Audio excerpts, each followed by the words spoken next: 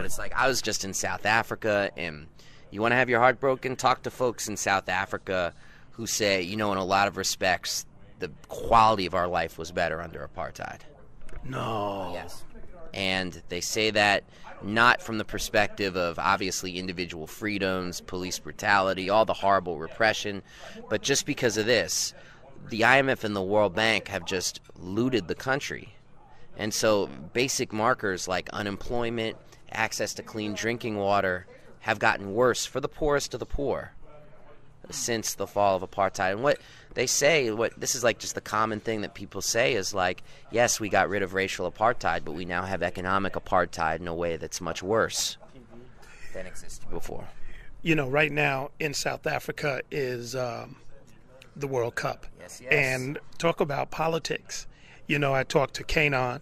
He said he's like the face of that right now because of the theme song, but then you have Coca-Cola there, and you have all types of things, and now with Israel and all this other stuff. Well, imagine if Israel had actually made it to the World Cup. I mean, in the context of South Africa, which, of course, under apartheid had very close ties with the Israeli government. And then post-apartheid, I mean, people like Desmond Tutu in particular, but Nelson Mandela also, tremendous critics of how Israel treats the Palestinians, because there's always been that connection between white South Africa and Israel because they were both settler states. So they were like, we need to look out for each other, whether it's through arms, whether it's through military training. And so that legacy is real. So there is a strong pro-Palestinian majority in South Africa. So that just would have been crazy if Israel had made a run and got it. Interestingly, Israel's qualifiers were in Europe and not Asia. So think about that for a second, what some of those implications are. So what's the political take that you see with the World Cup right now? Oh, my goodness. I mean, to me, the main take is going to be this tension that exists inside South Africa about whether or not they're going to seriously protest some of the choices that were made to fund the World Cup. Deficit spending, building stadiums, keeping out street traders from being near the tourists, serious repressive laws against things like walking your dog, spitting on the street, public cursing, because there's this huge emphasis on we have to make South Africa presentable for an international audience. But the tension is between that and people's, not only their excitement about the Cup, but their deep concern that South Africa will look bad internationally if they can't pull it off, and their anger at some very racist editorials that have appeared in Europe, not in the United States that I've seen, but in Europe, about probably because care less about soccer in the United States, but in Europe about whether or not South Africa should even be hosting the Cup. Well, hold on a second. I think I've seen this movie before. The Olympics in China. Exactly. You know what's crazy too? Is I was in Vancouver before the Winter Olympics, and it's so funny to me because you can't think of two more different countries than South Africa or Canada, but the issues are the same. And so trying to think about that is like, why are there the same issues? Civil liberties, balance with repression, balance with presenting that international face, spending priorities, how they've become like neoliberal Trojan horses, so they push these games in. And to me, the answer is that the International Olympic Committee or FIFA, they're like McDonald's, and they demand that these countries be like franchisees. Like, if you opened a McDonald's, Davey, and you said, I'm only going to serve salad, how long would McDonald's let you stay open? It's like, it's the same with these countries. It's like South Africa, the ANC, the African National Congress, there were several steps where they wanted to do things differently. Like one example being have clothing that's like the World Cup gear and the souvenir stuff produced by local factories to increase business there. No, FIFA says, no, we have our licensing already in place. It's being done in these Southeast Asian sweatshops, and you're gonna deal with that. And there's no objection. FIFA says we want some laws passed. We want people removed from their settlements. The Joe Slovo settlement, 20,000 people forcibly removed because they said it was an eyesore. People going to Cape Town from the airport. The UN even issued a formal complaint on that basis. I mean, it's some ugly business going on. Wow. So, and this is done because the prestige of having a successful World Cup, the way that China in many ways had a successful Olympic, at least the opening ceremony. Does that outweigh the type of oppression that went on? Because in China, people were kicked out, oppressed, and from what I understand, right around the corner, it looks worse than any slum you've ever seen. But you would know that watching it on TV. Right. I mean, I think you're talking about with that it was a tale of two Beijings, and now you're going to be talking about a tale of two South Africas. I mean, the people who are the poorest of the poor in South Africa, working people in South Africa, I mean, they are going to take a hit for this. And the bill isn't even due yet because they rang up big deficits to actually pay for these stadiums. The nickname there is the White Elephants. That's what they call the stadiums. And, South Africa's a sports-mad country. I mean, they already had stadiums that could have been used. But once again, the demands made by FIFA. It's like, we want new stadiums. How does an outfit like FIFA become this powerful that they can dictate to countries?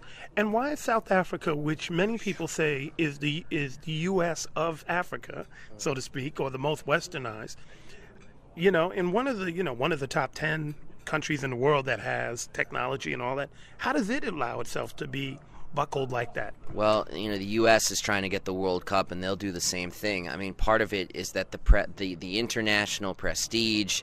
See, it's like this: the IMF and the World Bank. I mean, one of their main objectives about how countries should bring in capital is tourism. It's tourism, and people think that the Olympics and FIFA are really the crown jewels of tourism. Although, ironically, the expectations for the World Cup were dramatically below expectations for the amount of people coming in, dramatically below, largely because a lot of people are staying away because they don't want to be there for all the craziness of the World Cup. So people who may have traveled there, you're just really replacing different tourists. You see what I'm saying? Like not getting this huge influx of tourists, and everybody jacked up prices on hotels and airfare, so it's made it very cost prohibitive for a lot of people. And yeah, FIFA is a multi-billion-dollar entity. I mean, what it is, it's so powerful because it's like a stateless actor. It's like a free-floating state with laws unto itself.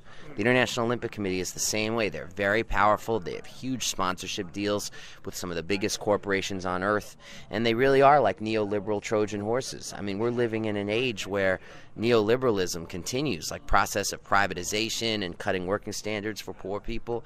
Yet we're also living at a time when neoliberalism's been discredited. It's been so discredited in the eyes of people. And so this idea of you can bring in a big-time sporting event like the World Cup or like the Olympics, and it really is like a neoliberal Trojan horse. It's interesting, and we're talking with Dave Zirin. If you're listening, and if you see him, he's the one in the red with the scraggly beard. We look at a situation where you have a thing like soccer, which isn't a rich man's sport, so to speak. It ain't like polo or horse racing. This is something that people, it's like basketball. It's the global sport that poor people play all around the world. And many of the countries, Latin America, throughout Africa, all these places, I mean, it's the working man's sport. So with that in mind, how does this become moved away from the working man? That should be like, I want to go to South Africa.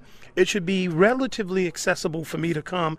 And now all of a sudden this working man sport has become a rich man's spectating opportunity, and all the problems that you just pointed out being attached to it. Yeah, exactly. I mean, it happens precisely for what you said. I mean, I know you've seen this play out with hip-hop dramatically over the last several decades. I mean, anytime you get this art form that comes from the grassroots, and I would argue soccer is an art form that comes from the grassroots, it becomes commodified, and then it becomes sold back to people.